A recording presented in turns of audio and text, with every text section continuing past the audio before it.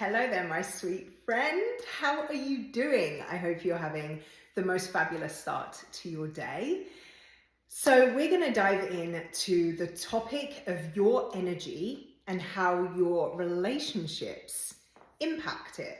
Now listen, I know I probably just said your relationships and you're like, oh man, we're going to go there, because the ways in which we connect to and interact with other human beings, it can sometimes be fraught, with tension or dis-ease or a feeling of ill will.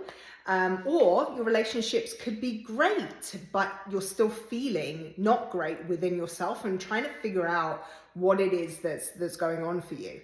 My name is Sabrina Militello. I am a life and performance coach, if I can get that out. And I really, really am committed to helping you unblock the ways in which you are getting in the way of the things that you want to create in your life, and giving yourself the ability to move forward powerfully to achieve your goals and craft out your life vision and be able to step into the version of yourself that can live a life that you love. And these conversations are part of that.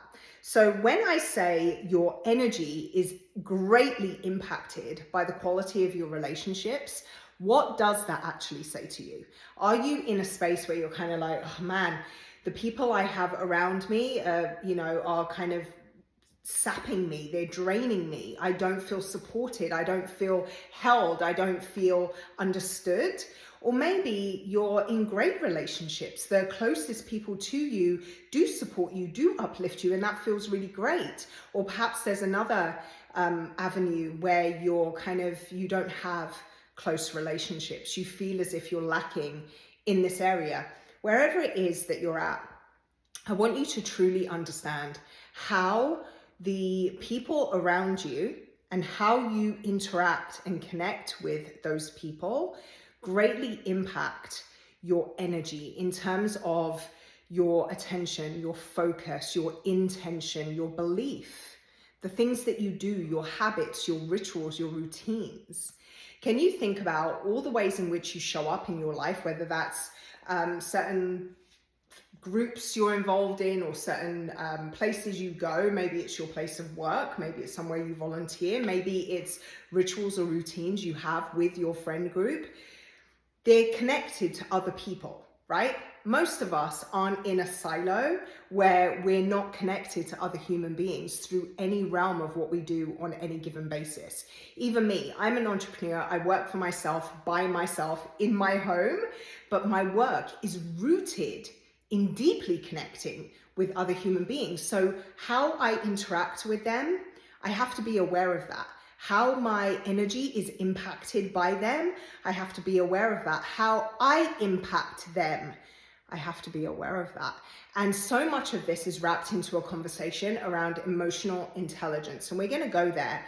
But first of all, I really want you to think about other people that you surround yourself with, the relationships that you have, whether that's with your spouse, your significant other, your friend group, your colleagues, family members.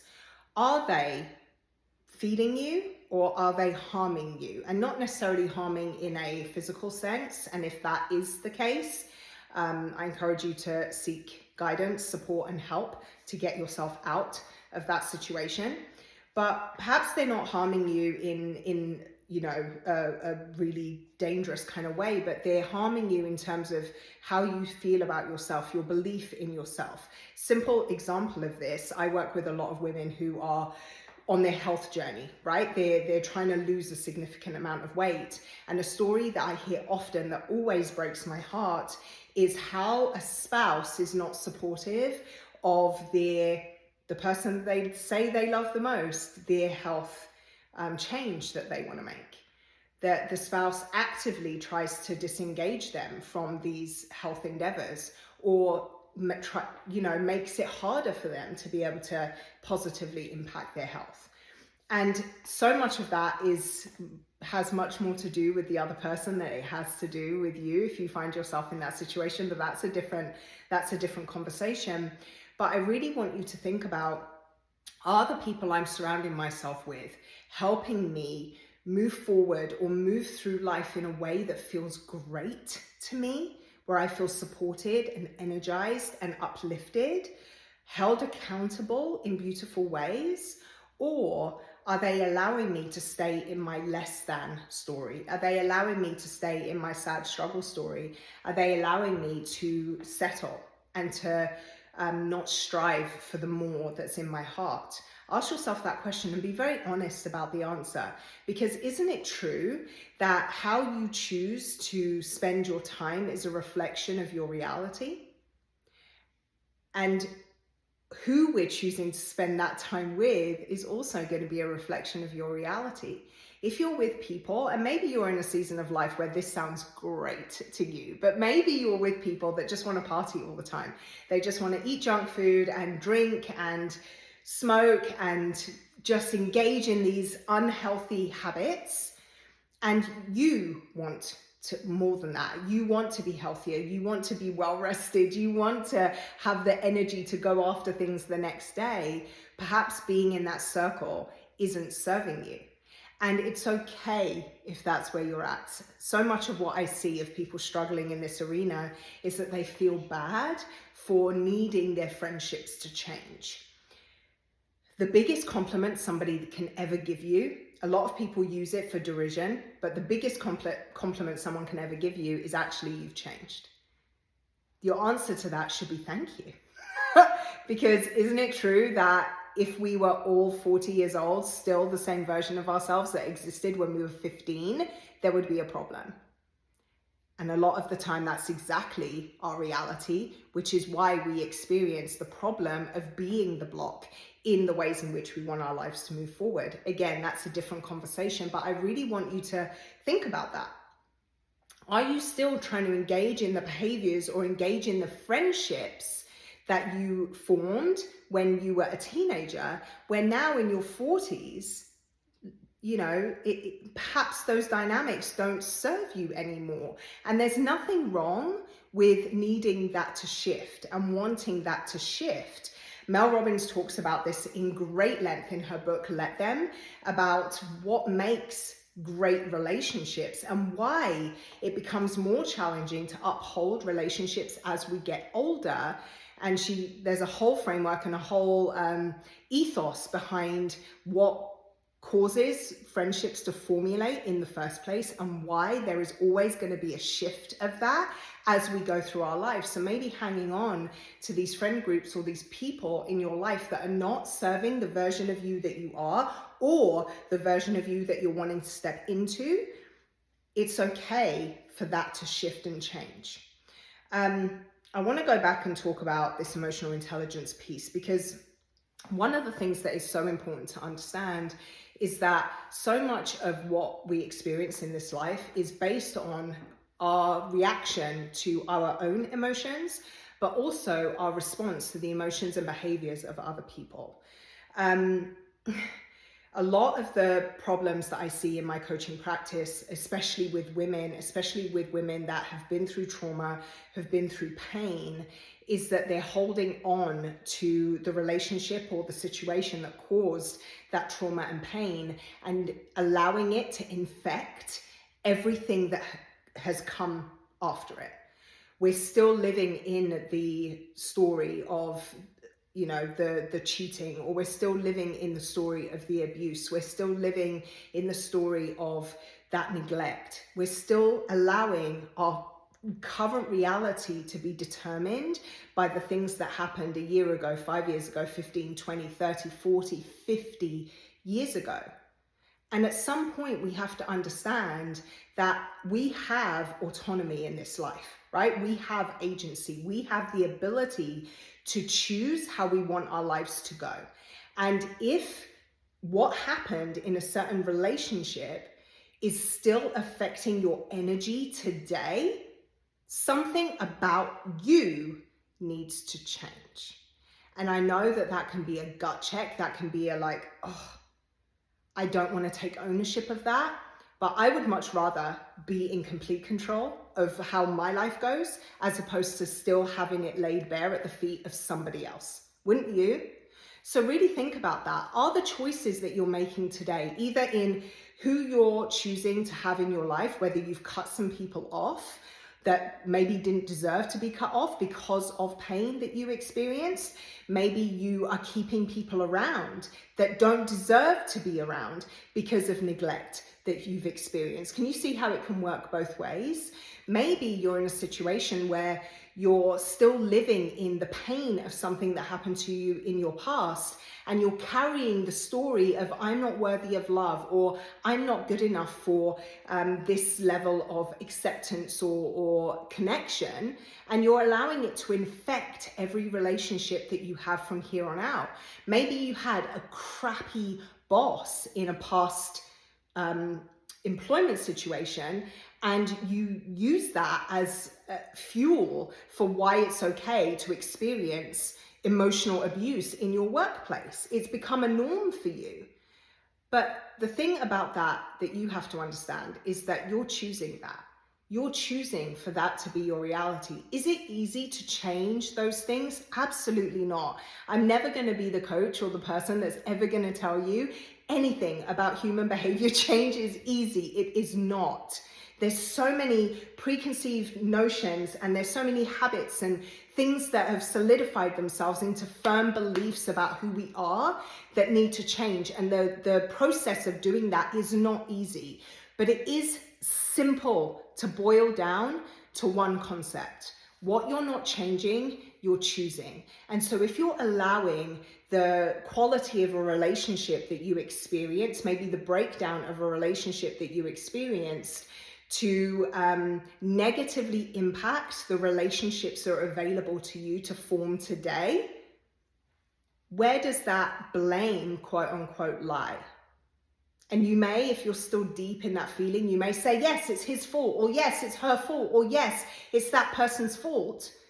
No, what happened to you may not be your fault, but it is your responsibility to choose something different. Let me say that to you again.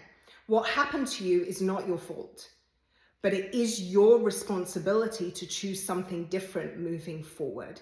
And so don't allow pride or ego to get in the way. I heard somebody say something super powerful. They said, it's okay to lose your pride over somebody or something that you love, but never lose somebody or something that you love to keep your pride. Did you hear that? Think about how powerful that can be when it comes to letting go of past hurts, or allowing yourself to stand in your 2 feet of your power in choosing what you deserve from here on out. Because this piece of emotional intelligence, being about how you respond to the behaviors and the emotions of other people, it's all about personal responsibility. It's all about taking ownership. It's all about understanding the agency that we have in this life, and acting from that, not acting from the pain of the past. The other piece of emotional intelligence that I want us to touch on real quick is understanding how you respond to your own emotions. And you may think that that's why we're talking about those two things as if they're different. They are different. You and your emotions, two different entities, okay? You are not your feelings. You are not your emotions. You are your soul being manifested into this world, immortalized into this existence. And you have emotions, you have feelings. Just like you have fingernails, you're not a fingernail, okay? So yes, you may have emotions of pain, emotions of pride, emotions of ego, emotions of hurt, emotions of doubt and frustration and neglect. You may have those feelings come up, but how you respond does not have to be with those feelings as the foundation and as the root of all your behaviors. If that is your reality, it's because that's what you're choosing. Again, it's always taking ownership, because we have no control over what happens out there, correct? We have no say a lot of the time of what's going on out there, but we do have control of what is going on in here. So if the things of your past, people of your past, relationships that you've been in are causing you to behave a certain way today, it's because you're choosing that. And understanding that being able to decipher that the emotion may come up, the feeling may come up, but I'm going to choose to react and respond in this way instead. That is emotional intelligence. One of the best pieces of advice I've ever been given, and it's something that I share with people a lot, is never assume intent. One of the things that causes relationships to seep our energy and drain our energy so much is because we assume the intent of other people rather than having a conversation with other people to clear up intent. Isn't that true? Because it's harder to have a conversation. We're ruled by the emotion that comes up, the feeling that comes up because of the assumption of what we think that person means or intends. Simply having a conversation to clear up any miscommunication would save so much heartache in our lives. Perhaps there's relationships in your life that no longer exist because you assumed intent. And the thing about that should make you think a little bit harder before you continue to replay that same narrative in forthcoming relationships is who is affected by that. It's not just you and the person that breakdown happened between. You may have children with that other person, so it affects your children. You may have family members attached to that relationship, so it affects them. You may have friends, other friends in that friend group where this friendship broke down and it affected and impacted the friendship of the group as a whole. Other people are impacted by the way you respond because you assumed intent, not because of what happened, not because of fact or truth, because of an assumption. And isn't that sad to think about? All the pain and all the heartache that could have been avoided because you were unwilling to have a conversation.